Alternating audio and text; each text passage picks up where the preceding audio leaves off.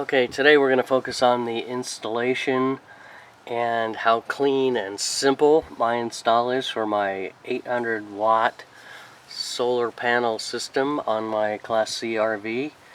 I have an RV that was pre-wired from the factory and solar ready, and what that meant is these two wires that come in the top of this box had already been run through the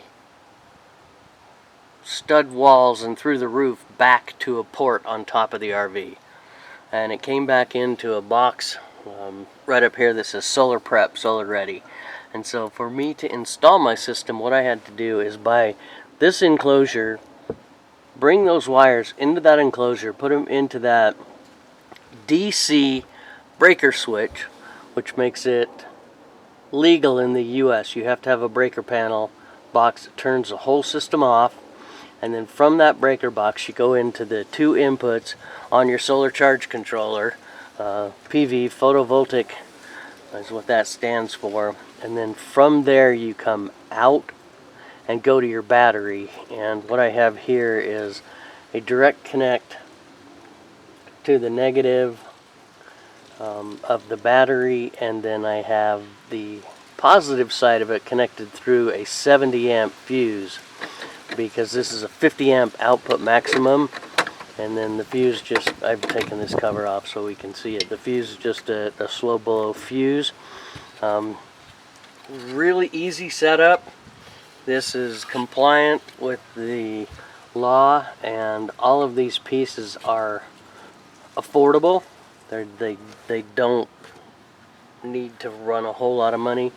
I bought some gold or some copper crimp ends that I can bolt into this fuse. The rest of it is you just run the PV wire from the roof, PV wire here on your input, heavy duty wire on your output directly to your batteries, and that makes a safe, legal system that's easy to disconnect if something goes wrong. And then they say mount it to a non-flammable surface, which you can see I was frugal and I just grabbed an old cookie sheet that was kind of burned and we were done with. Mounted that to the wall, mounted all my components to that, and it sits just in my RV side cupboard cab, right next to my inverter, which I have a 2000 watt inverter on this. And if you're not familiar with an inverter takes a 12 volts and ups it to 120 volts, and so it'll run a lot of amps out of your batteries. That's why having a solar system that will recharge your batteries is so important. Just simple, clean RV solar install. In another video we'll jump up on the roof and show you how I bolted the panels down to the RV, and then this is also installed right next to the compartment that has my batteries, so these output wires are short. They don't need a whole lot of extra amp capacity because they're only about 4 feet long. So those are all the things you need to consider when you're looking at an RV system solar setup. And like I said, I have two 400 watt panels on the roof, and I'm running them in series. That's why I needed 100 volts coming in. I'll certainly never have 50 amps coming in because I doubled that voltage.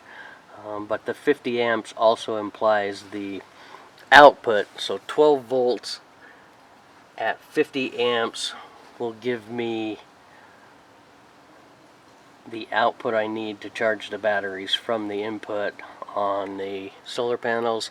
And these smart controllers have a Bluetooth setup, a Bluetooth app, and they also monitor your battery temperature and control everything going out to your batteries to keep them charged up, safe, and working properly. So that's kind of a wrap on my little install in my sub panel in my RV. So thanks for watching. Like, share, subscribe.